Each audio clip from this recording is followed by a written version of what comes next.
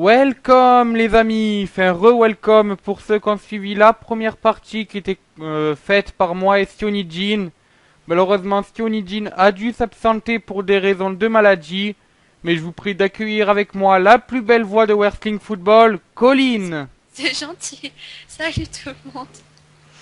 Mais bon, derrière ça il y aura Marie, Lulu et Anissi qui vont me faire la tête, mais c'est pas grave. Donc je vous laisse encore profiter quelques secondes de la magnifique image des 3D qui vont être introduits au Hall of Fame avant de passer au prochain match. Et, as-tu envie de dire un truc sur la team 3D, Colin? Bah, c'est une très bonne équipe. Moi, je les adore. Bah, voilà, c'est vraiment, ils sont vachement doués et bah voilà, je les ai pas vraiment suivis, on va dire, parce que je regardais pas la TNA avant, donc je les ai vraiment découverts là en fait. Mais ils sont vraiment, moi, je les trouve très doués, mais c'est un peu dommage. On va les voir moins sur les rings apparemment à ce qu'ils disent, donc voilà. Voilà, ben merci de ton analyse. Et oui, c'est vrai, malheureusement, nous verrons beaucoup moins la team 3D sur les rings. Voilà, ben maintenant passons un peu à un autre match. Et cette fois, enfin, il y a une rivalité qui est buildée entre ces personnes-là. Je vais bien sûr parler du match pour le titre de la X-Division entre Loki, Samoa Joe et Kazayashi. Est-ce que t'as envie de parler un peu de la rivalité ou tu préfères que je le fasse? Je préfère te laisser faire pour celui-là. D'accord, donc la rivalité entre ces trois, enfin du moins plus exactement entre Loki et Samoa Joe, a commencé la semaine après Destination X. Donc à Destination X, si vous vous rappelez bien, Manic, Loki et Samoa Joe avaient gagné le droit pour un match de enfin pour un match pour désigner qui était le champion X Division. Et au final, c'est Samoa Joe qui a gagné ce match-là. Et donc dans les semaines suivantes, on a eu deux trois affrontements entre Loki et Samoa Joe pour on a eu une fois pour le titre, une fois c'était sans le titre. Donc voilà, donc tout ça juste pour montrer que Loki tourne autour du pot et que son match à Bound for Glory est mérité. Par contre, le rajout de la superstar japonaise Kazayashi s'est fait un peu à la dernière minute, vu que comme je vous l'ai annoncé dans un TNA Info, Samoa Joe se serait blessé. Et donc on préfère rajouter une superstar en plus dans ce match et permettre à Samoa Joe de moins catcher. Voilà, donc ça c'était pour le plan de la rivalité. Maintenant on va passer au pronostic. Et donc sachez que pour ceux qui ont voté sur Wrestling Football, c'est Samoa Joe qui est devant de 60%. Loki lui est à 40%. Et donc bon, pour ceux qui savent faire des maths, Kazayashi à 0%. Voilà. Donc, ben, toi, Colline, tu pronostiques qui dans ce match? Moi, je mettrais Samoa Joe. Je pense qu'il va conserver son titre. Pour la simple et bonne raison que je trouve que les deux autres, ils sont pas à la taille pour avoir ce titre. Bah, surtout, il y a... Je vais jamais réussir à le dire. Il y a... Ah, oh, j'arrive pas à le dire. Kazayashi. Voilà, merci. Donc, voilà, je pense pas qu'il... Pas qu'il mérite, mais qu'il... Ça lui irait pas ce titre, faudrait mieux que le voir un peu plus. Donc du coup, Loki, si mes souvenirs sont bons, il l'avait déjà eu. Exactement, il a déjà eu dans les Donc années 2005-2006. ouais, puis voilà, je pense qu'il va le conserver pour l'instant et qu'il perdra contre un autre adversaire qui, pour l'instant, je sais pas qui. Voilà, ben, je rejoins un peu ton analyse sur ce coup-là, Colline, vu que c'est vrai, Kazayashi étant ajouté à la dernière minute, on peut penser qu'il ne gagnera pas le titre pour la seule et bonne raison qu'il n'est pas dans le roster de la TNA. Loki, c'est un peu un part-timer à la Brock Lesnar, c'est-à-dire que voilà, il fait quelques apparitions et après, on le voit plus. Mais on peut le comprendre, hein, il est sous contrat avec certaines fédérations indépendantes, il doit honorer son contrat. Et Samoa Joe, lui, c'est vraiment le seul qui est dans le fuel roster de la TNA et qui reste depuis des années. Et je pense qu'il va prendre un run assez long, donc qu'il va conserver son titre. Parce que il a annoncé qu'il voulait remettre en place le no limit de la X Division. Et donc ça a indiqué peut-être un run assez long de sa part qui devrait se terminer, je pense, aux alentours de Lockdown, voire plus tard. Voilà. As-tu quelque chose à rajouter d'autre sur ce match? Non. D'accord, bon, mais on va passer au knockout. Ah, ben, je crois que je viens d'oublier malheureusement la diapositive pour les knockouts. Je suis désolé, attendez, je vérifie ça 2 secondes. Oui, j'ai malheureusement oublié la diapositive avec Velvet Sky et Avoc. Je suis désolé. Donc, ben, je vais vous laisser la diapositive précédente, hein.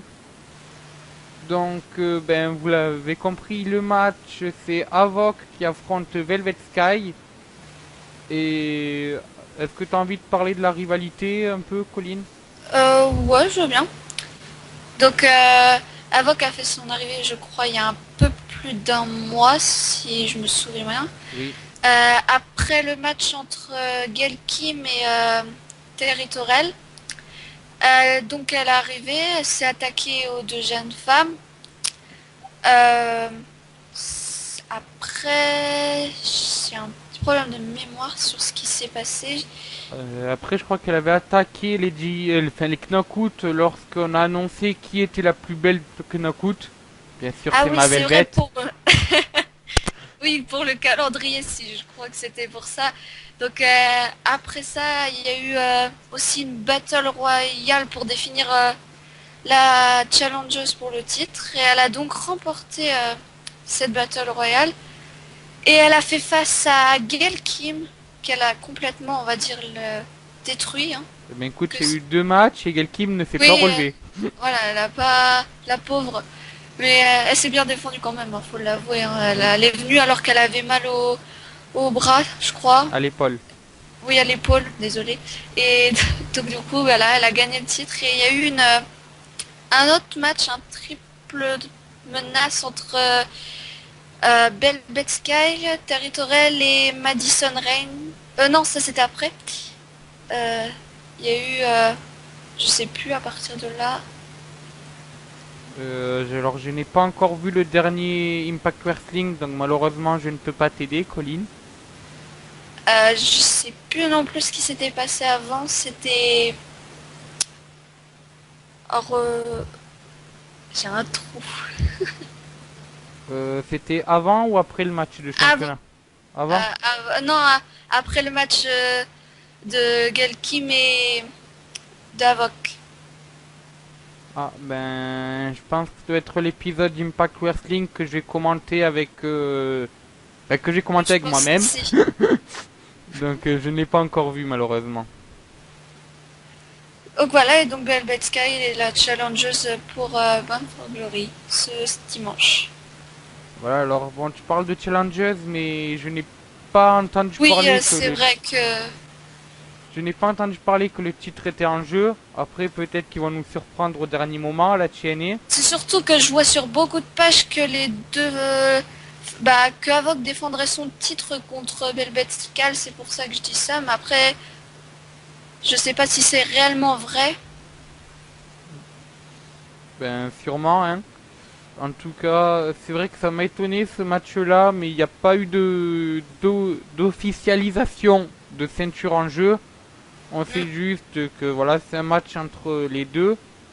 Donc moi, ce que je pense de cette rivalité, ben, je pense que c'est vraiment une rivalité, même si elle n'a pas encore vraiment commencé, c'est ce qu'il fallait, c'est-à-dire qu'on sait que Velvet Sky est dans un dépêche depuis quelques semaines. La preuve, elle a embrassé un clown, c'est pour vous dire. Oui, elle m'a trompé avec un clown, vous êtes au courant. Bref, alors qu'Avoc, elle a fait son arrivée, donc il est en plein push. Et le fait comme ça de lui avoir donné le titre des Knockout, même si c'est assez tôt, on devait mettre face à elle quelqu'un qui, malgré le fait qu'elle a sûrement se faire squatcher, quelqu'un qui a déjà détendu le titre des Knockout. Et donc, ben, ils ont choisi Velvet Sky. On sait que Velvet Sky est apprécié au Japon. Et d'ailleurs aux États-Unis aussi. Donc je pense que ça pourrait donner un très bon match entre les deux lors de Bound for Glory. On va passer maintenant au pronostic. Donc sur Wrestling Football, c'est Avoc qui est en tête pour 66,7% des voix. Ce, Pas étonnant. voilà. Ce qui en ressort, c'est que Velvet Sky est une jobbeuse pour Bound for Glory, qu'elle va juste se faire squatcher par Avoc. Donc ça c'est pour ceux qui ont voté Avoc. Et pour ceux qui ont voté pour Velvet Sky, c'était soit par défaut, soit par le fait qu'ils trouvent que ce ne soit pas une coïncidence que Velvet Sky soit élue plus belle femme de la TNA. Voilà. Colin, quel est ton pronostic? Alors moi je pense que c'est Avoc qui a gagné parce que déjà elle est pas championne depuis longtemps. Donc le fait de la mettre en avant avec le titre, sachant que quand même physiquement elle est vraiment costaud, on va dire. Hein. Ça change un peu des knockouts qu'on voit toujours comme Velvet Sky ou Tari Torel ou je ne sais qui sont toutes fines et qui montrent leurs fesses à tout le monde, hein, faut le dire. Et donc voilà, et je pense qu'en plus voilà, elle le mérite amplement. Elle a montré quoi elle était capable et que lui faire garder un peu plus longtemps, voire plusieurs mois, serait meilleur pour leur compagnie. Hein. Voilà, je te rejoins sur ce point-là, c'est-à-dire que oui, Avoc, ça fait vraiment pas longtemps qu'elle est arrivée. Elle a perdu aucun match, elle a même gagné tous ses matchs aisément. Et je vois mal Velvet Sky gagner contre elle. Donc vous l'avez compris, mon pronostic est bien sûr Avoc. Par contre, et là j'ai mis un plan sur la comète qui est peut-être une utopie, mais on sait jamais. Vous avez remarqué que depuis quelques semaines déjà, Angelina Love et Velvet Sky se cherchent un peu sans vraiment se disputer. Et moi je me dis que justement, voilà, si Velvet Sky fut élue plus belle femme de la TNA, c'est pas pour rien, mais c'est pas non plus pour lui donner un titre, mais ça sera plutôt pour amorcer un futur face turn de sa part, je pense. Et Ouais. ce match-là contre Avoc est surtout afin de montrer que voilà, enfin ça serait plutôt pour builder une rivalité avec Angelina Love dans les mois à venir, ou Angelina Love pour aller lui dire et oh moi j'étais presque arrivé à détenir le titre des Knockout et tout, et puis toi t'arrives plus à le reprendre, et voilà. Donc je pense que victoire d'Avoc et future rivalité entre Angelina Love et Velvet Sky. Ouais. D'accord avec toi sur ce coup. Voilà, t'as quelque chose à rajouter, Colin? Non. D'accord, bon on va passer déjà au main event de la soirée. Un main event qui est vraiment grandiose pour ma part. Donc malheureusement j'avais dit en off que je faisais le recap de cette rivalité. Ça te dérange ou pas? Oh, vas-y, vas-y. Donc la rivalité entre ces quatre-là a commencé aux alentours de Destination X. Je crois même que c'est juste après Destination X, où en fait Sanada s'est retourné contre le Great Muta et lui a craché à la tête, si je me rappelle bien. Oui. Mais donc avant qu'il y ait ce geste impardonnable, malheureusement, on a eu une sorte de montage de cerveau fait par mon lutteur IFED de James Storm, qui disait à Sanada, oui t'es nul, t'es nul, t'es nul. Et au moment où Sanada a perdu son titre X-Division contre Stineris, il lui a dit, bon voilà, tu m'as pas écouté, je t'ai dit que t'étais nul et tout, t'es la honte du Japon. Et enfin voilà, il a vraiment dit des mots assez durs. Et sur ce point, le Sanada ne s'est malheureusement jamais rebellé. Et maintenant, il est rentré sous les ordres du maître de la Redneck Revolution, James Storm. Et donc, depuis, on a vu quelques petits matchs. Alors, si je me rappelle bien, il avait affronté Manik. Il a affronté Tajiri aussi, je crois. Oui. Et voilà, il a affronté plein de catcheurs de la X-Division pendant sous ses couleurs de la Redneck Revolution. Austin Harris aussi, il a affronté. Et donc, voilà, cette rivalité-là, elle est buildée pour une chose. C'est que, voilà, fallait mettre la grande figure de la Wrestle One en valeur. Et rien de mieux que de le faire affronter son petit poulain. vu qu'on se rappelle que The Great Muta, et ça ce n'est pas de la storyline, avait dit au Great Sanada un jour, toi tu seras champion, et il a suivi pendant toute sa carrière à la Wrestle One. Donc voilà, c'est vraiment un peu du prof contre élève, mais malheureusement l'élève s'est retourné contre le prof avant le match. Ensuite, ben l'ajout de Tajiri, c'était parce que ben fallait mettre une superstar japonaise qui est connue du grand public. Et on sait que Tajiri est assez populaire au Japon et a surtout la même prise de finition que le Great Muta, c'est-à-dire le fait de cracher du liquide à la figure, le poison mist qu'ils appellent ça. Et donc voilà. Je sais pas ce que t'en penses de cette rivalité, Colin. Bah, j'aime beaucoup, ça change un peu des autres, je trouve. C'est un peu différent. Et le fait que la trahison de Sanada, ça a mis un peu de pas de piment, mais je sais pas comment expliquer ça. Ça a donné en moi, ça m'a donné encore plus de envie de suivre leur rivalité. Donc après, moi j'aime beaucoup, moi. Moi, franchement, ça m'a surpris ce heel turn de Sanada. Parce que j'aurais plutôt cru que Sanada se serait retourné comme James Storm, à lui foutre une claque à la figure ou quoi. Ben non, il est arrivé, il a trahi comme ça de manière normale le Great Muta. Ça m'a étonné, mais maintenant je me rends compte que c'était vraiment très bien construit. Comme quoi les bookers, même si des fois ils nous sortent des matchs sans rivalité, sont capables de faire des trucs super bien. Par contre, la seule frayeur que j'ai dans ce match, et je l'ai annoncé avec CEO dans la première partie, c'est que ben malheureusement j'ai peur que James Storm soit là, juste pour dire à Sanada, bon ben Sanada écoute, là on affronte quand même deux catcheurs un peu âgés, donc oui je sais que tu as de la vitesse, mais essaie de faire un peu moins de prises qui nécessitent de l'endurance, essaye plutôt de faire des prises spectaculaires mais avec des temps de repos. Je pense que voilà, je pense que l'ajout de James Storm et donc toute cette rivalité là tourne au fait que James Storm a de l'expérience, que ce soit en équipe ou en solo, et qui a sûrement la capacité de calmer le jeu de Sanada pour ce match. Et c'est malheureusement une des frayeurs que j'ai dans ce match. Donc, ben, passons donc au pronostic. Et c'est un pronostic assez surprenant, vu que 50% des gens pensent que la Redneck Revolution, c'est-à-dire The Great Sanada et James Storm, vont gagner. Et 50% des gens pensent que The Great Muta et Tajiri vont gagner. Donc je n'ai pas eu de motifs qui sont ressortis des pronostics de ce match. Et je ne sais pas ce que t'en penses, Colin, mais je pense que derrière ces votes-là, il y a surtout un... Enfin, pour les 50% qui ont voté le Great Muta, c'est surtout par affinité, je pense.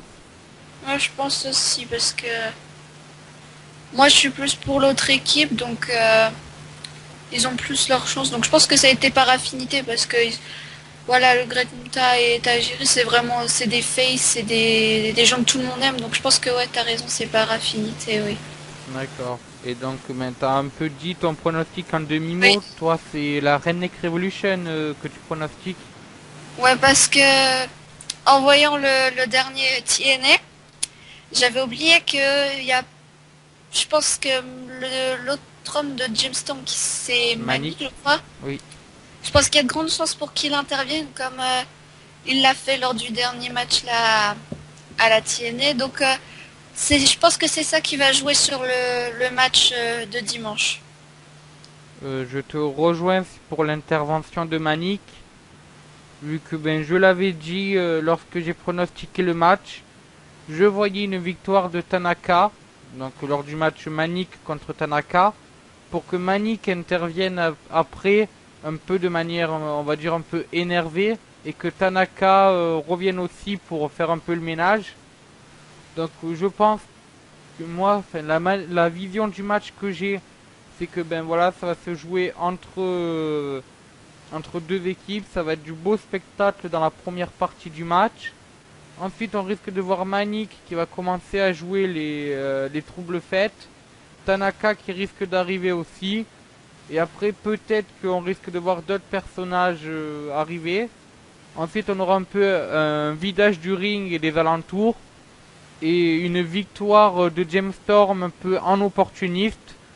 Parce que ben je me dis que voilà, même si on est à la Wrestle One, enfin même si on est dans le pays de la Wrestle One, je pense que vaut mieux une grosse bronca qu'un tonnerre d'applaudissements. Donc voilà, c'est l'avis que j'ai de ce match. Après, ce match était quand même assez dur à pronostiquer, je trouve, parce que ben il y a le fait qu'on soit dans le pays du Great Muta et dans le pays de Tajiri, donc tout pouvait arriver. Mais je vais garder mes pronostics et voter pour James Storm et Sanada. Ouais. Voilà.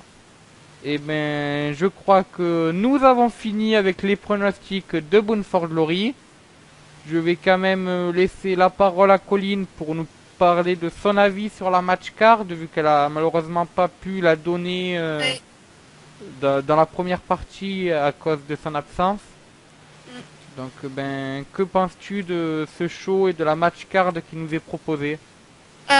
Bah moi j'aime la plupart, sauf que bah vu que ça faisait un moment que ça fait pas longtemps, on va dire que j'ai repris de regarder la TNA, il y a des catcheurs que je ne connaissais pas, donc je vais en découvrir dimanche. Et après, il y a certains matchs qui me paraissent un peu sortis de nulle part, on va dire.